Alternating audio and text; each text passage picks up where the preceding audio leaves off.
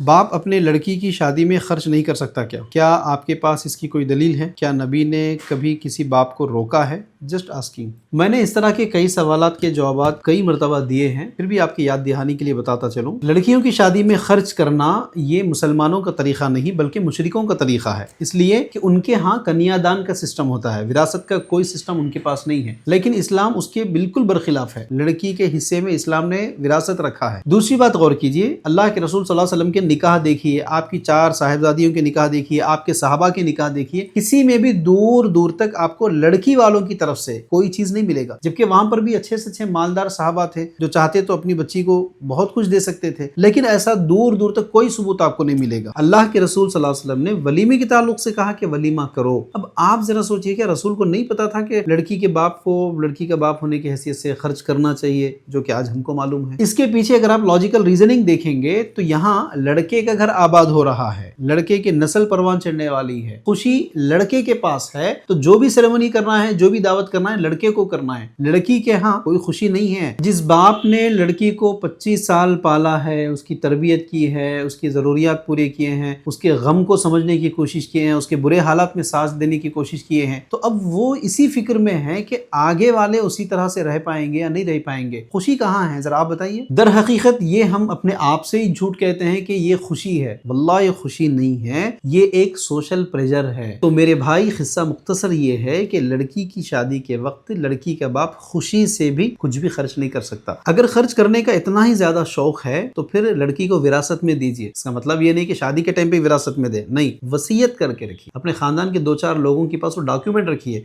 ताकि आपके मरने के बाद विरासत के मामले में कोई गड़बड़ ना हो। पहले से वसीयत करके रखिए कि इस्लाम ने जैसे उसूल बताया है, लड़की को जितना % देने का हुक्म इस्लाम ने बताया, उसी हिसाब से आप वसीयत करके रखिए। और इन उसूलों पर खर्च किया गया माल आपके लिए भी नजात का जरिया बनेगा और आपकी लड़कियों को भी काम आएगा। हाँ, खुशी के फतवे तो आपको बहुत ज्यादा मिल जाएंगे। आपको फैसला करना है कि नबी की जिंदगी को देखना है या फतवों की बुनियाद पर आपको अमल करके क़यामत के दिन अल्लाह के यहाँ पकड़े जाना है। आप फैसला कर लीजिए।